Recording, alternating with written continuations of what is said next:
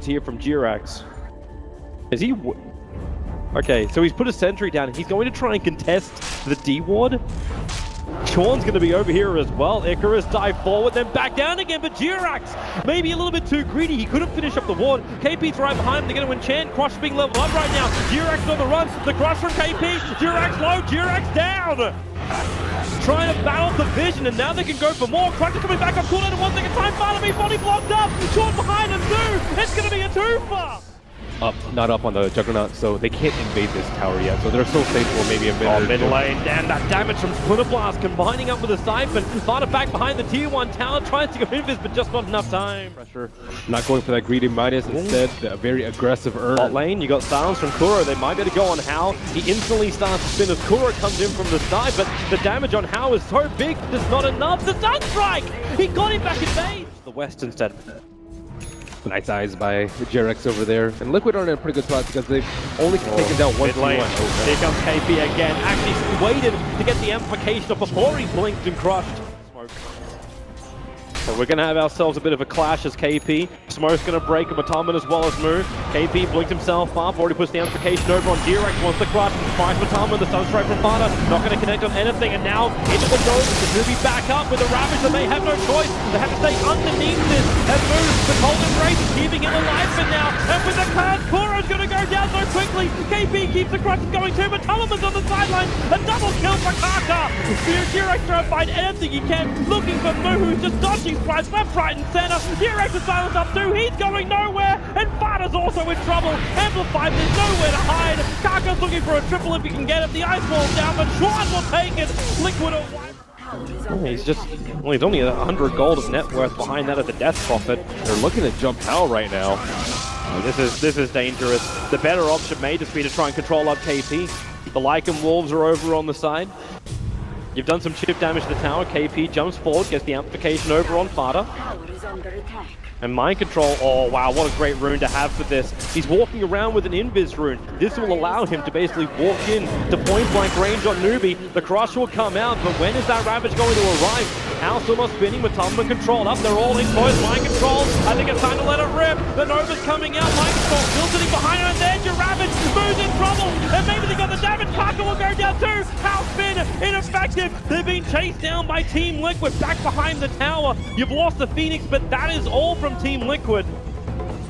Wow, that would have been a lot worse had Death Prophet not luckily silenced the Tidehunter while he was invisible. Or else that Ravage would have come a lot sooner. Ravage from Liquid. I don't think it will be there though, with a 90-second list respawn. A minute and a half until he's up. Say goodbye to Kuro. Newbee's coming in through the bottom lane again. Like, there is no Ravage, sure. There's no Supernova for the moment. Nova's up in a bit. Fada, wow, that's deep. They're jumping in. They really want that Invoker. They've almost got him with a Meg Charge. Fada, the spin from Hao. Won't find the kill. And now Hao's low. The Sunstrike, thanks to the Force Up, is going to miss on Hao. Bring up the Kitty Ward.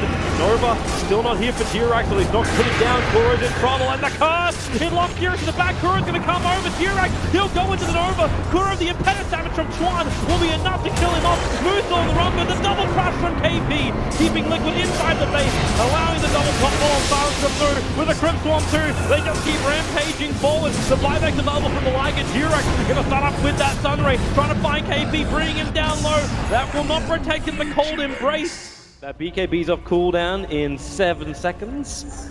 And Team Liquid, well, what a time for the BKB to be up. Team Liquid slipped themselves inside the pit. Here comes the Slider, Blink Crush, catch it out too. Mataman as well as Mind Control. There is over Mind Control, and now your Ravage will pop. Move protected by his BKB with the only flash. You can say goodbye to Fada so quickly. They're trying to focus down Mind Control too. The Nova will not be able to connect as the fight splits up.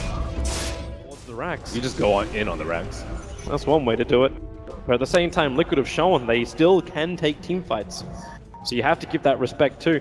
The Observer Ward's letting them see Kuro. That Obs Ward's only got 2 seconds left on it. So KP will try and make the most out of it. Jumping over towards Sparta. Where's that flash? It's just going to be the spin. Sparta's already down the curse. Just locking him in position. Jirek is turning his Sun Ray over. Fungus actually ends up helping them until now the only class Kuro will drop to. A double kill for Hal. Bouncing up further. KP with a follow-up stun. Jirek can't really help out. They'll push down the healing ward. KP hit by the Sunstrike. And now it's Team Liquid's turn. The Nova is up. The Ravage on cooldown for 15 seconds. Time and Newbee have not achieved their objective. They've done damage to the rain tracks, but they haven't killed off the melee. Exorcism is up in 1 second time. So say hello to Moo's ultimate. Hal will come back into that Ravage timing. It is now here.